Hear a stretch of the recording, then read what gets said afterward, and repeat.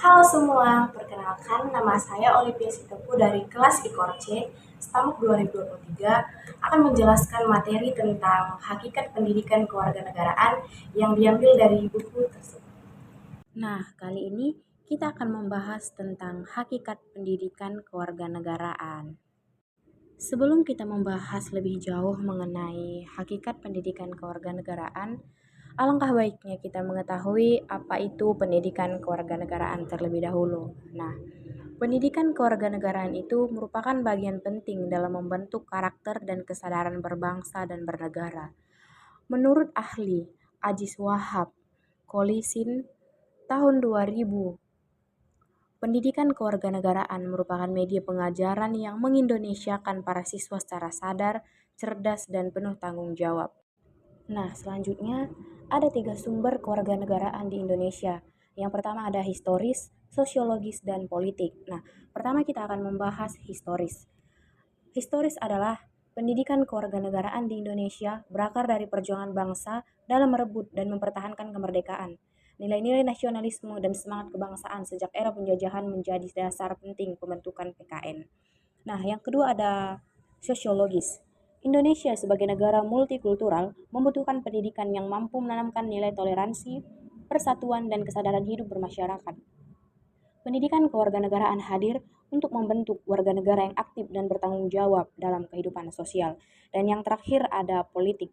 Pendidikan kewarganegaraan juga lahir dari kebutuhan negara untuk menciptakan warga negara yang sadar hukum mengenai sistem pemerintahan dan berpartisipasi dalam kehidupan politik sesuai prinsip demokrasi Pancasila.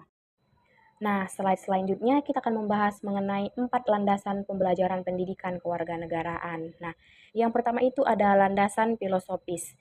Landasan filosofis itu adalah landasan yang berhubungan dengan pandangan hidup bangsa Indonesia, yaitu Pancasila. Nah, pendidikan kewarganegaraan ini didasarkan pada nilai-nilai luhur Pancasila, seperti ketuhanan yang Maha Esa, yaitu untuk mendidik warga negara yang taat beragama. Kemanusiaan yang adil dan beradab itu menanamkan sikap empati dan solidaritas. Dan yang ketiga, persatuan Indonesia, membangun rasa cinta tanah air dan kebinekaan. Dan yang keempat, ada kerakyatan yang dipimpin oleh hikmat kebijaksanaan dalam permusyawaratan perwakilan ini menumbuhkan semangat yang demokratis. Dan yang terakhir, ada keadilan sosial bagi seluruh rakyat Indonesia. Ini untuk mengedepankan keadilan dan kesadaran. Yang kedua ada landasan yudiris atau hukum. Landasan ini merujuk pada dasar hukum yang mengatur pendidikan kewarganegaraan di Indonesia. Nah, ada beberapa dasar hukumnya. Yang pertama ada Undang-Undang tahun 1945. Ini khususnya pada pasal 31 yang menyebutkan hak dan kewajiban warga negara untuk memperoleh pendidikan. Yang kedua ada Undang-Undang Nomor 20 Tahun 2003 tentang Sistem Pendidikan Nasional yang menyatakan bahwa pendidikan itu bertujuan untuk mencetak warga negara yang demokratis dan bertanggung jawab. Yang ketiga ada peraturan pemerintah dan kebijakan dari Kementerian Pendidikan, yaitu untuk menetapkan pendidikan kewarganegaraan sebagai mata pelajaran wajib. Yang ketiga ada landasan sosiologis.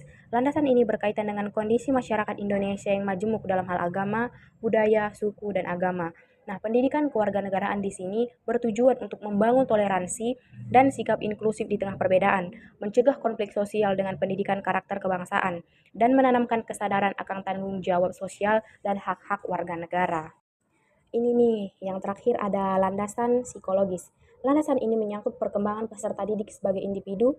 Pendidikan kewarganegaraan ini harus menyesuaikan dengan tahapan usia dan psikologi anak, agar materinya mudah diterima dan dimaknai. Nah, pembentukan karakter melalui pembelajaran yang aktif, reflektif, dan bermakna, serta pembangunan sikap dan perilaku seperti disiplin, tanggung jawab, dan cinta akan tanah air. Nih, adapun tujuan pendidikan kewarganegaraan ini menurut Pusat Kurikulum tahun 2003.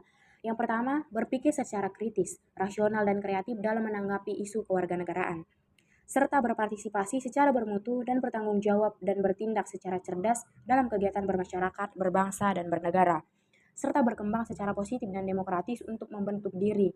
Nah, kita harus pintar berinteraksi dengan negara lain dalam percaturan dunia secara langsung, serta menumbuh kembangkan jiwa dan semangat nasionalisme untuk menunjung tinggi nilai-nilai keadilan. Oke, sekian materi kita pada hari ini dan kita akan melanjut di bab 2. Terima kasih.